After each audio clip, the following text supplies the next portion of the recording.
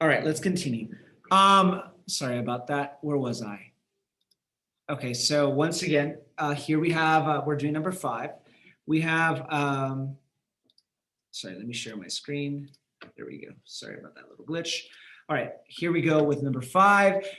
We have a part 2 whole. We know that we're looking for the percents of something over 100, and our part is 200, our whole is 2,500. So we saw that multiplying 100 times 25 is 2,500, right? If you didn't know that off the top of your head, you can work the other way around. 2,500 divided by 100 is what? So 100 goes into 250 twice. That's going to be 200. And that's a remainder of 50. Bring down the 0. 100 goes into 500 5 times exactly. And so that's how I know that 100 times 25 is 2,500. If it's easier for you to see it the other way around, that's fine. If you had written your ratios like this, it's going to be the exact same thing, except I have my 200 on this side and 2,500 on this side, and I have my x over 100. You can see that 2,500 divided by 25 is 100. So that means that 200 divided by 25 will give me x. Again, if x times 25 is equal to 200, because I'm multiplying 100 by 25,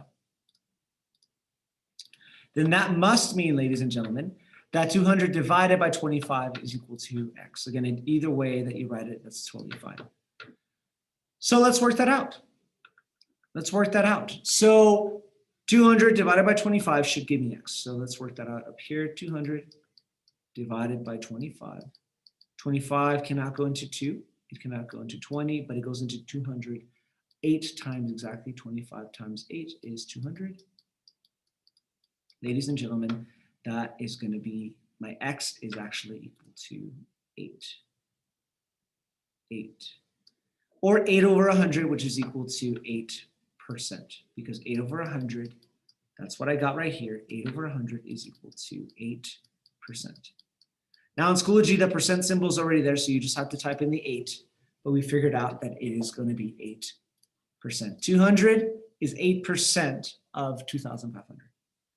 200 over 2,500 is equal to 8%. The same thing. All right. Now, another way that we could have done this, ladies and gentlemen, if I can, I'm going to do the same number, number 5. All right, again, we have 200 is our part, 2,500 is our whole. All right, and I have something over 100. Another way that you could have done this, ladies and gentlemen, is by utilizing cross multiplication. Remember, when you cross multiply, you're making an equation. And one of my cross products is going to be this. I'm going to use cross products, so 100 times 200 is going to go on one side of the equation, so 100 times 200. It doesn't matter which side of the equation it goes on. It's not going to make a difference. And on the other, I'm going to have 2,500 times 8, 2,000 times x, sorry, 500 times x. All right. Now, if I can simplify this a little bit, 100 times 200 is equal to 200,000. Or 1 times 2 is 2, and then we have 4 zeros, 200,000. And that will equal my 2,500x. And again, it doesn't matter which side of the equation has the 2,500x. You could have put that first, and then the 20,000. Yes, 20,000. Sorry, 20,000 on the other side. It does not matter, because regardless, we need to only worry about the side with the variable. All right. So in this case, that is here the right side. So this does not matter right now. That does not matter right now. All right, so what is my goal when I'm dealing with equations? My goal when dealing with equations is always to isolate the variable. So I'm going to isolate this x, and the way that I do that is by getting rid of the 2,500. So I'm going to divide by 2,500, because the opposite of multiplying, that is what I did, the opposite of multiplying is to divide.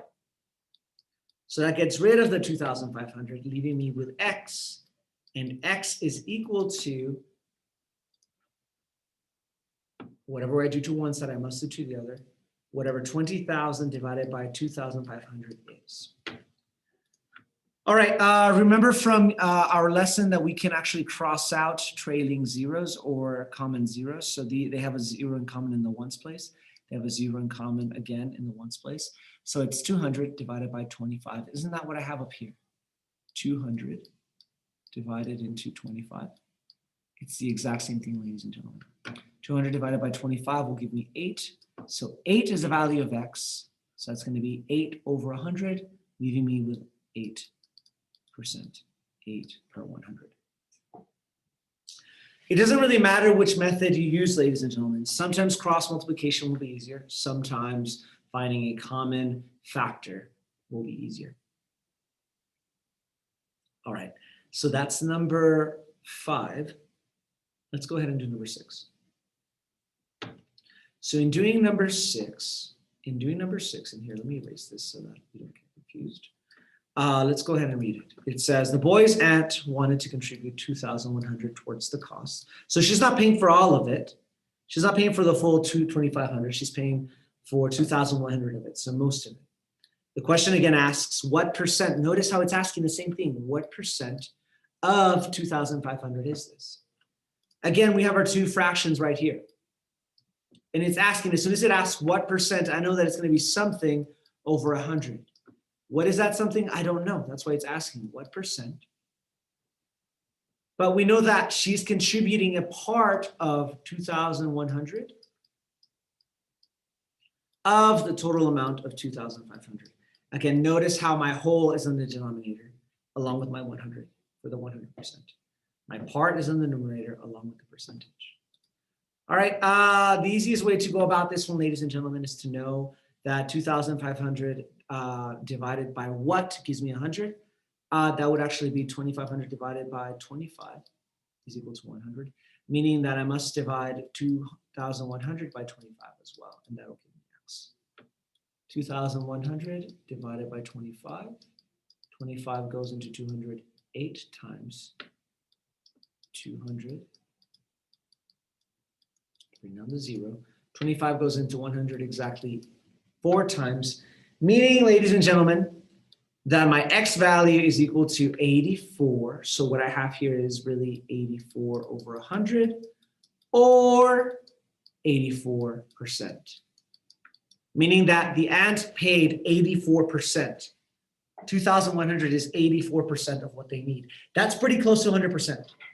All right, if somebody's going to give you, if you want, if you're raising money, let's say, and you need $2,500, and somebody says, hey, I'm going to give you 84% of that. You say yes, because that means you're paying for most of it. See how 2,100 is really close to 2,500. So that would be the amount. Ladies and gentlemen, we're following that same pattern for each one of these problems. We're following the same pattern for each one of these problems. All right, so I'll let you do the rest of them, 7, 9, and 10. Follow that same pattern. We have two ratios. In fact, I'll set up number 7 with you.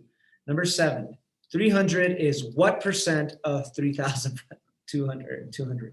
So again, they ask what percent. So when I set this up, ladies and gentlemen, here on number 7, if it's asking a percent, I'm looking for something over 100. My part is 300. My percent is 3,200. I mean, not my percent, my whole. Notice how the whole is on the denominator with 100, and my x is on the numerator with 300. I know that 100 times 32 times 32 is 3,200. So that means that 3,200 divided by 32 will give me 100. I must divide 300 by 32 as well to give me the value of x. Easy as that, ladies and gentlemen. Once you set it up, it should be pretty simple to figure out. All right, I'll let you do the rest on your own. I hope that you found this video helpful, ladies and gentlemen. And if you still have questions, feel free to email me, and I will do my best to guide you through that problem. Okay, until next time.